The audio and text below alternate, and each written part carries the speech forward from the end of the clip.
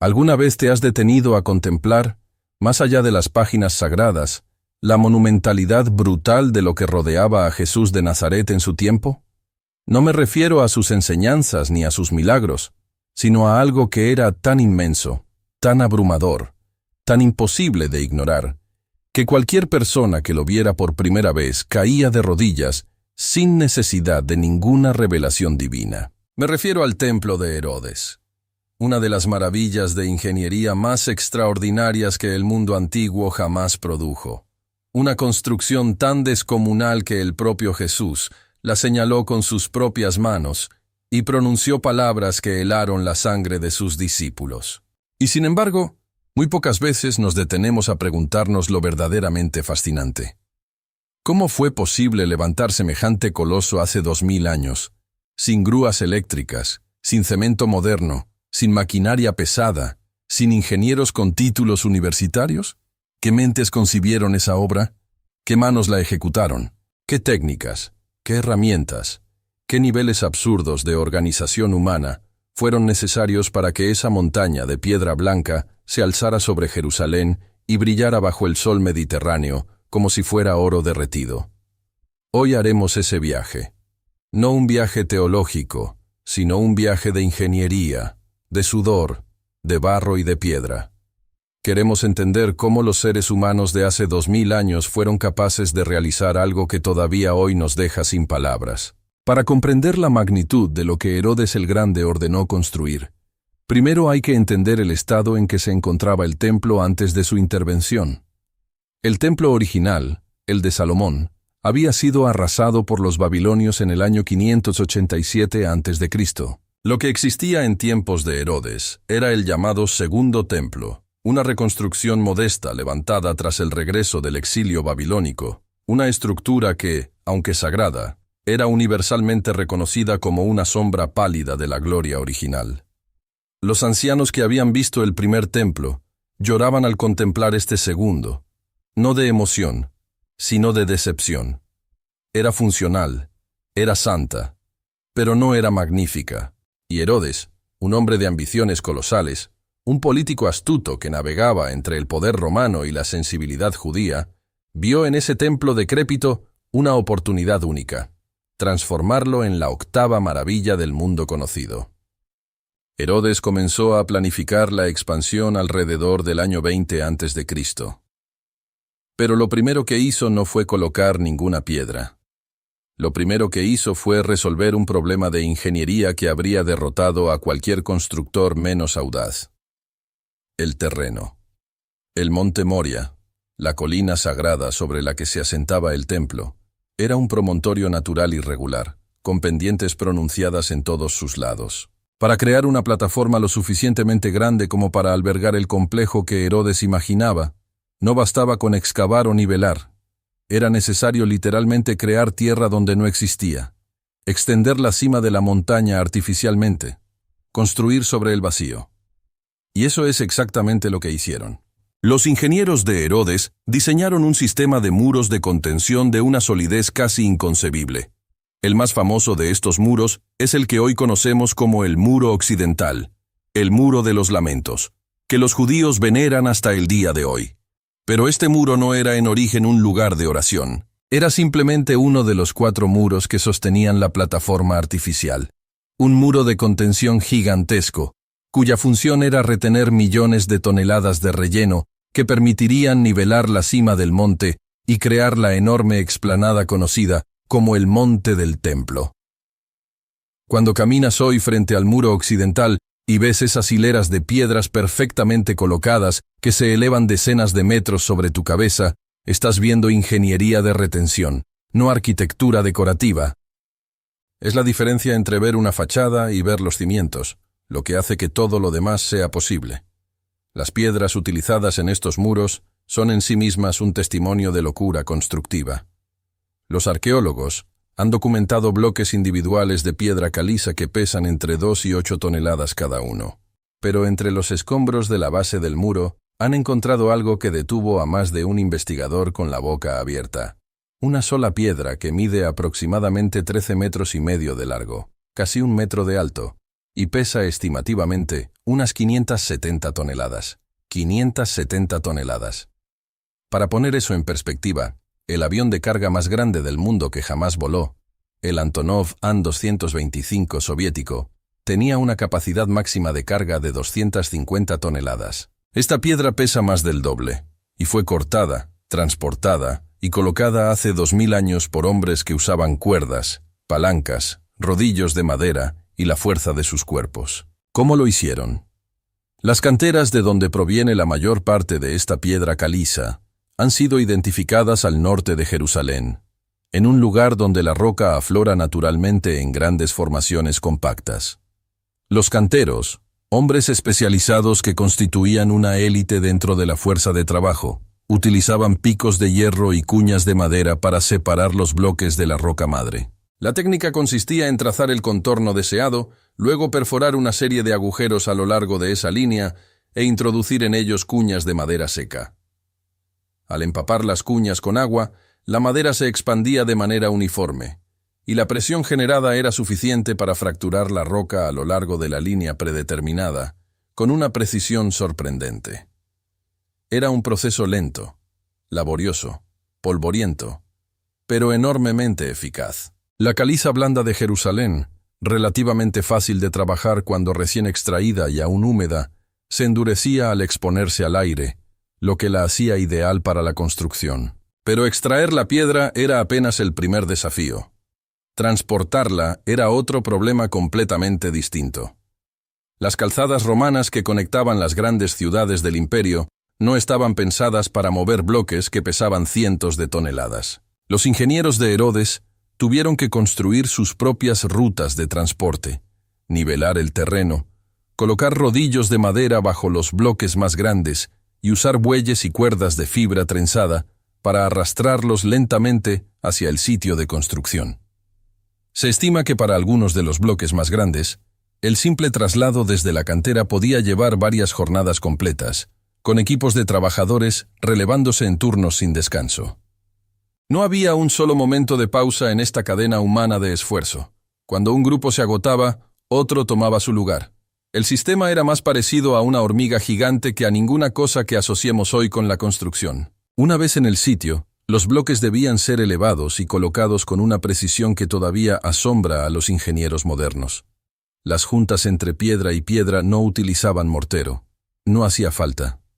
Las superficies eran talladas con tal exactitud que los bloques encajaban entre sí, aprovechando solo su propio peso y la fricción entre sus caras pulidas. Esta técnica, conocida como aparejo de sillería seca, no perdonaba errores. Un bloque mal cortado no podía simplemente rellenarse con cemento. Había que rehacer el trabajo desde el principio. Eso significa que cada piedra era una obra de artesanía individual, medida, tallada y verificada, antes de ser colocada en su posición final. Para elevar los bloques, los ingenieros utilizaban sistemas de palancas, poleas de madera y rampas de tierra compactada, que se iban levantando a medida que la construcción avanzaba. Al terminar la obra, las rampas eran desmanteladas y la tierra utilizada como relleno interior. El interior de las gigantescas plataformas no era sólido. No podía serlo. El peso habría sido imposible de sostener para el terreno subyacente. En cambio, los ingenieros diseñaron un sistema de bóvedas y cámaras subterráneas que distribuía la carga de manera inteligente. Estas cámaras, conocidas hoy popularmente como los establos de Salomón, aunque en realidad fueron construidas por Herodes, formaban una red de galerías abovedadas que actualmente permanecen en parte bajo el monte del templo. Visitar esa arquitectura subterránea es contemplar la lógica estructural de la mente antigua.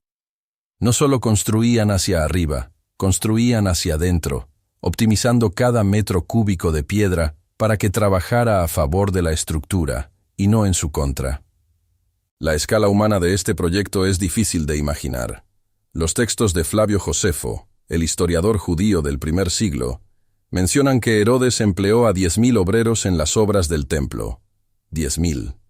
Algunos historiadores consideran que esta cifra puede ser conservadora. Además de los obreros rasos, había miles de artesanos especializados, canteros, carpinteros, herreros, yeseros, pintores, mosaicistas. Josefo menciona también que Herodes formó a 1.000.000 de sacerdotes como constructores, porque ciertas partes del templo interior, consideradas tan sagradas que ningún laico podía pisarlas, solo podían ser trabajadas por manos consagradas. Imagina la paradoja. Los trabajadores más especializados en las zonas más delicadas del edificio no eran necesariamente los mejores ingenieros, sino los hombres más ritualmente puros. La logística de alimentar, albergar y coordinar a decenas de miles de trabajadores en torno a un solo proyecto era en sí misma una hazaña administrativa sin precedentes. Herodes debía asegurarse de que hubiera agua suficiente, porque Jerusalén, enclavada en las colinas áridas de Judea, no contaba con ríos ni fuentes naturales en abundancia. El agua llegaba a la ciudad a través de un sistema de acueductos que traía el líquido desde manantiales ubicados al sur, en las colinas de Hebrón, a kilómetros de distancia.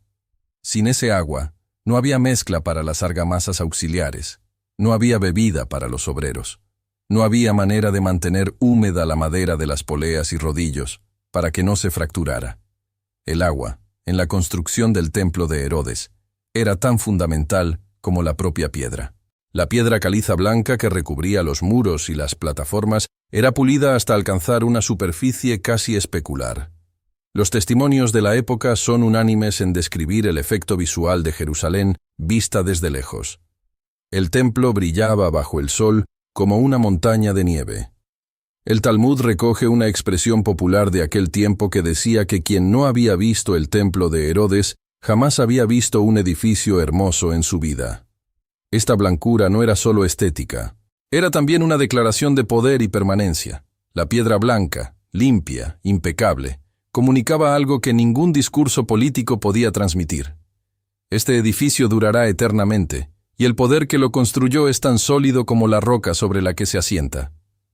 Las columnas del llamado pórtico real, la columnata que bordeaba el lado sur de la explanada, eran monolitos de mármol blanco de unos 15 metros de altura cada una, tan gruesas que 3 hombres adultos con los brazos extendidos no podían abrazarlas. No se sabe con certeza de dónde provenía este mármol, aunque los análisis arqueológicos apuntan a canteras en el sur de la península anatólica, o quizás en las islas del Egeo. En cualquier caso, transportar semejantes columnas desde el mar Mediterráneo hasta Jerusalén, una ciudad sin acceso directo al mar, a través de caminos de montaña y terrenos irregulares, habría requerido una operación de transporte tan compleja que por sí sola merecería un documental propio. Cada columna era una historia de ingeniería, de negociación comercial, de organización humana a gran escala. Dentro del recinto sagrado, los artesanos más hábiles tallaban ornamentos de una delicadeza extraordinaria. Aunque la ley judía prohibía la representación de figuras humanas o animales en el templo, las superficies de madera de cedro del Líbano estaban recubiertas de gold y adornadas con motivos florales y geométricos de una complejidad que habría competido con cualquier obra del mundo helenístico. Los carpinteros que trabajaban la madera de cedro, una madera preciosa importada desde el Líbano a gran costo, eran maestros reconocidos en todo el Mediterráneo oriental.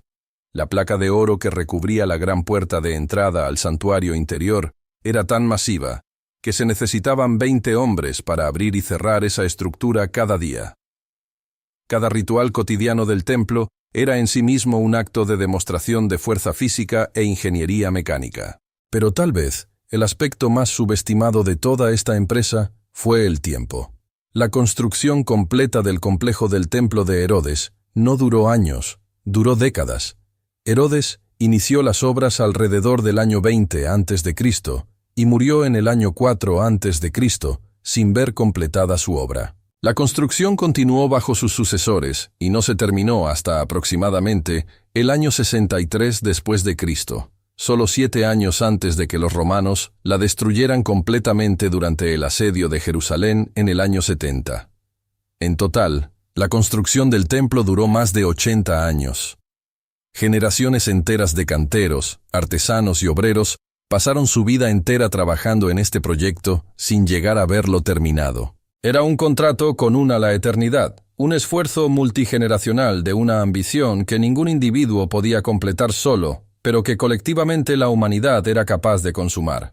Y aquí aparece Jesús. El mismo Jesús que caminaba por los polvorientos caminos de Galilea, que dormía bajo las estrellas del desierto y dependía de la hospitalidad de extraños. Un día llegó a Jerusalén y vio con sus propios ojos esta construcción descomunal. Sus discípulos, muchos de ellos pescadores galileos que probablemente nunca habían visitado la ciudad santa, miraron boquiabiertos los muros blancos, las columnas monumentales, las plataformas que parecían flotar sobre el aire, y exclamaron, con la ingenuidad asombrada del hombre sencillo ante la grandeza humana: «Maestro, mira qué piedras y qué edificios». Era la reacción natural de cualquier ser humano ante una de las grandes obras del mundo antiguo.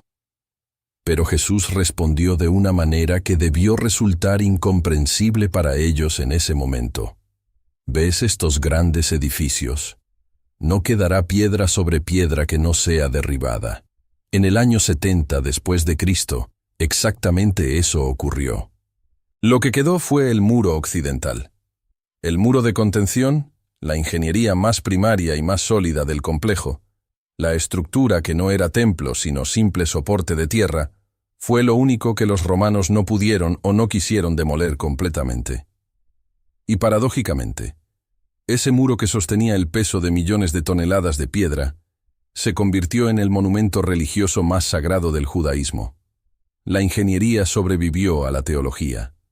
La estructura sobrevivió al rito. La piedra cortada a mano por obreros anónimos hace 2000 años sigue en pie, mientras que el oro, los tapices, las puertas de 20 hombres y el arca sagrada desaparecieron para siempre. Reflexionar sobre cómo se construyó el templo de Herodes es reflexionar sobre algo que va mucho más allá de la arquitectura o la ingeniería. Es preguntarse qué es capaz de hacer la voluntad humana cuando se organiza con un propósito común. Los hombres que cortaron esas piedras no tenían computadoras, no tenían software de diseño estructural, no tenían acero ni hormigón armado. Tenían mentes capaces de imaginar estructuras que la naturaleza no produce espontáneamente.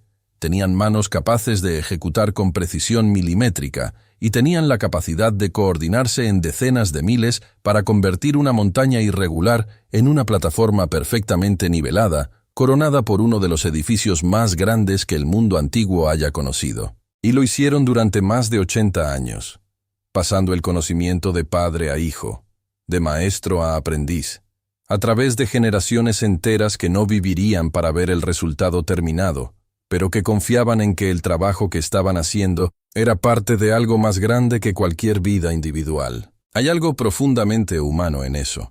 Algo que resuena más allá de los siglos y de las diferencias culturales.